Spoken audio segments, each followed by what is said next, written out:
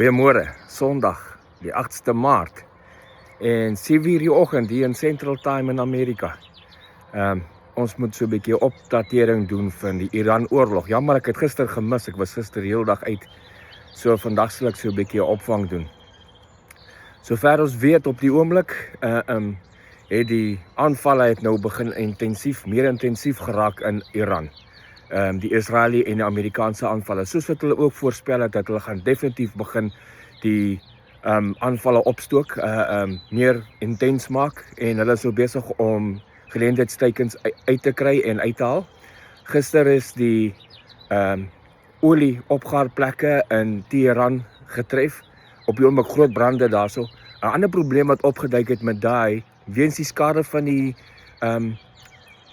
olie-opgaarplekke wat deur die bomme getref is daar olie wat uitlek en nou in die strate afvloei, eintlik in die drainage systems afvloei en dit brand. So daar's lyk so strate van vuur wat so in die lang lane afbrand van olie wat nou, so dit kan nou 'n bietjie 'n natural disaster word as die olie verder in hulle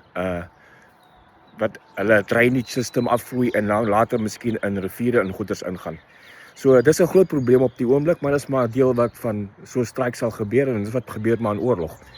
Israel en Amerika het ook gewou dat enige nuwe leier van Iran, van hulle huidige Ayatollah regime, die huidige extremist Muslim regime, enige nuwe leier wat posisie vat soos die vorige is, sal ook net uitgehaal word.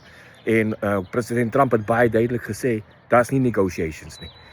Die enigste negotiation met hulle is volskaalse surrender, sonder enige iets, en dan moet die Weste deel wees van die plan om 'n nuwe regering daar aan te kry.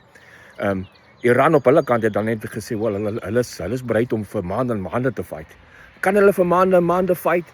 Ja, jy kan, hulle het genoeg missiele nog in bankers onder die grond wat weggesteek is, en so aan, so hulle kan nie net dieselfde hoeveelheid salvo skiet in hulle buurlande in Israel nie, want hulle het nie meer die vermoë nie.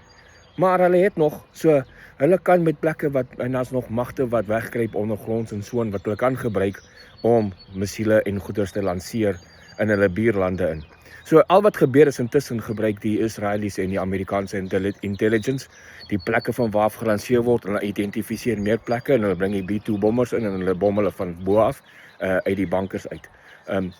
Daar is in Bahrein is die desalination plant, daar iemand soutwater verander in varswater, is getref deur die Iranians, en hy brand op die oomblik.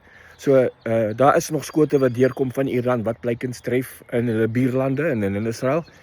Soos ek sê, is baie minder, maar dit gebeur nog. Daar is skote wat deurkom. President Trump is reguit gevra, en jy troep op die grond sit. Hy sê, wel, hy kan nog eens jou sê nie. Dis altyd in die plan, daar kan altyd wees dat daar troepe op die grond is.